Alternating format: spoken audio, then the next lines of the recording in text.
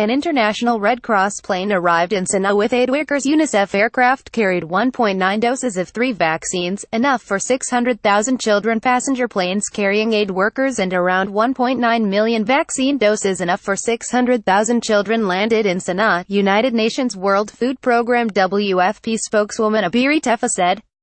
3 types of vaccines were sent to protect against at least 8 deadly diseases, including whooping cough, tetanus, tuberculosis, diphtheria, pneumonia and meningitis. A WFP ship carrying wheat flour that had been waiting off the Yemeni coast since November 11 also was expected to arrive Saturday at the port of Hodeida, she said. To feed the 7 million people suffering severe famine, we need this kind of access on a regular basis, as we had before November 5, Etefa said. We are hoping that commercial ships carrying food will also be allowed access to Yemen's ports soon, as the country imports 90% of its food and this is the only way to end the famine. A plane carrying 8 aid workers with the International Committee of the Red Cross also landed Saturday in Sanaa, a spokeswoman said. Today is a very good day, and we are very pleased, Yolanda Jacquemet said. But there will be no relief for the 27 million people of Yemen until commercial goods are allowed in the country. Racked by civil war since 2015, Yemen is now largely split between Iranian-backed Houthi rebels and an internationally recognized government supported by the Saudis. Early this month, a missile launched from Yemen was intercepted over the skies of the Saudi capital, Riyadh.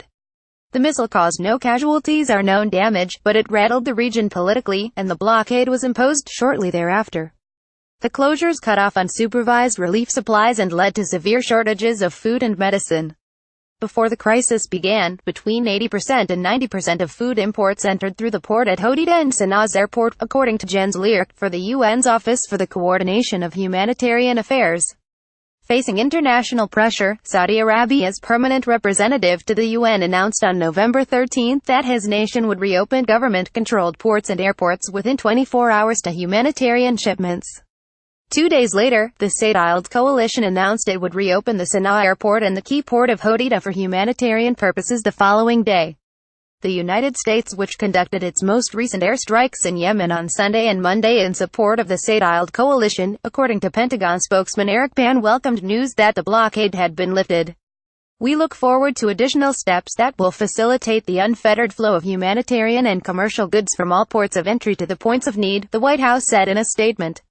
The magnitude of suffering in Yemen requires all parties to this conflict to focus on assistance to those in need.